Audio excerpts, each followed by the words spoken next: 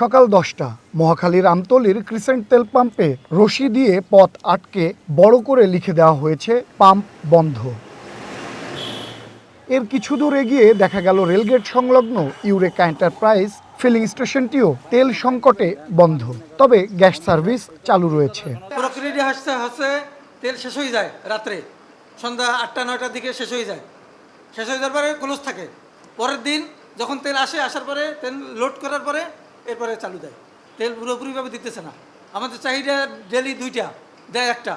এরপর মহাখালী ফ্লাইওভার ছাড়িয়ে বিএএফ শাহিন কলেজের সামনে থেকে চোখে পড়ল থেমে থাকা গাড়ির দীর্ঘ সারি। অপেক্ষমান এসব যানবাহনের লাইন গিয়ে থেমেছে বিজয় সরণি মোড়ের ট্রাস্ট ফিলিং স্টেশনের বন্ধ গেটের সামনে, কিন্তু ট্রাস্ট পাম্পেও তেল নেই। আসলে পাওয়া যাবে সেই ভরসায় লাইন 2 কিলোমিটার ছাড়িয়েছে। এখন পর্যন্ত সুমাত্রা পাম্পে গেছি, ওইখানে তেল পাই নাই। নিকুঞ্জ গেছি, ওইখানে তেল পাই নাই, পাম্প বন্ধ।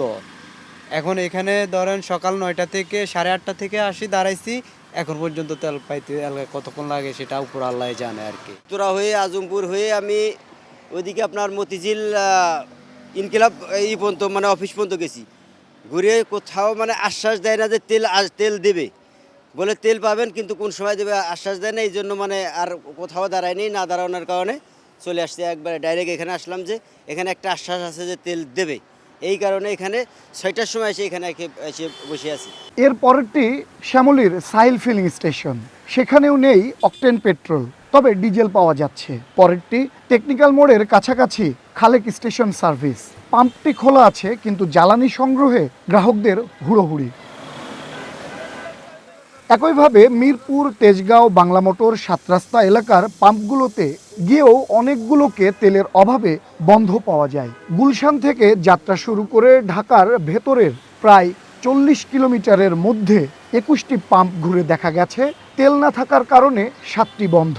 3টিতে শুধু ডিজেল বিক্রি করা হচ্ছে, অর্থাৎ প্রায় 50% পেট্রোল পাম্পই তেলের অভাবে দুপুর পর্যন্ত বন্ধ ছিল। 3 ঘন্টা ধরে এখানে লাইনে দাঁড়ানো, তো এইভাবে লাইনে তেল নিয়ে দাঁড়াই আমরা কতক্ষণ এই তেল নিব আর কতক্ষণ রাস্তা ইনকাম করব। তোরা 2টা পাম্প খুঁজছি, পাই নাই। তারপর এলিভেটেড হয়ে চিন্তা করলাম তেজগাঁয়ের দিকে তো অনেকগুলো পাম্প এদিকে পাওয়া যাবে, তারপর এদিকে খুঁজতে যতগুলো পাম্প আছে প্রত্যেকটা খুঁজছি, না পাই নাই। দেশের রাষ্ট্রের যে প্রধান সে বলছে তেলের কোনো সংকট নাই, মন্ত্রী সাহেব বলছে তেলের কোনো সংকট নাই, কিন্তু পাম্পগুলো বন্ধ করে আমাদেরকে জিম্মি করে লাইতেছে ভাই। পাম্পের যে স্টাফ আছে তারাই কিন্তু ইচ্ছা করলে পারে মহিলাদের জন্য একটা ছোট সিরিয়াল রেখে মহিলাদের জন্য আলাদা একটা সুবিধা দেওয়ার জন্য। পাম্প কর্তৃপক্ষ বলছে চাহিদার তুলনায় ডিপো থেকে কম তেল দেওয়া হচ্ছে, যে পরিমাণ তেল পাওয়া যাচ্ছে তা অল্প সময়ের মধ্যেই শেষ হয়ে যায়, ফলে বাকিটা সময় পাম্প বন্ধ রাখা হচ্ছে। বাংলাদেশ পেট্রোল ওনার্স অ্যাসোসিয়েশন এমন পরিস্থিতিতে গ্রাহকদের ধৈর্য ধারণ ও বাড়তি তেল মজুদ না করার পরামর্শ জানান। গত 15 তারিখে তেল পাইছি আর 25 তারিখে মাত্র 4500 ডিজেল, 4500 অকটেন পাইছি। দিচ্ছে না আমাদের, কেন দিচ্ছে না সেটা তো আমরা বলতে পারতেছি না। তেল আজকে আমরা পাইছি শিডিউল মাত্র 4500 লিটার, এটা আসতে আরও 1-2 ঘন্টা সময় লাগবে, তখন আমরা যারা যতটুকু পারি দিব। পরিস্থিতি এমন, আমি যাই পাচ্ছি, কিন্তু মানুষ আগে হোন্ডালা যারা ছিল 200 টাকার তেল নিছে, এখন সে ভয়ে ভয়ে 1000-1500 টাকার তেল ভরছে। এখানেই ঘাটতিটা।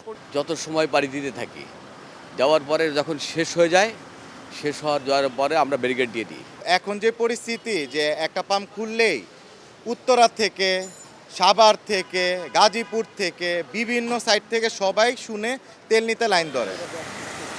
গাড়ির এই দীর্ঘ সারি জ্বালানি সংগ্রহের অপেক্ষায়, কেউ অপেক্ষা করছেন সকাল থেকে, অনেকেই আবার তপ্ত রোদ মাথায় নিয়ে। এসব ভোক্তাদের প্রত্যাশা অবিলম্বেই সমাপ্তি ঘটবে এমন অপেক্ষার। সৌরভ নূর, ওয়ান নিউজ, ঢাকা।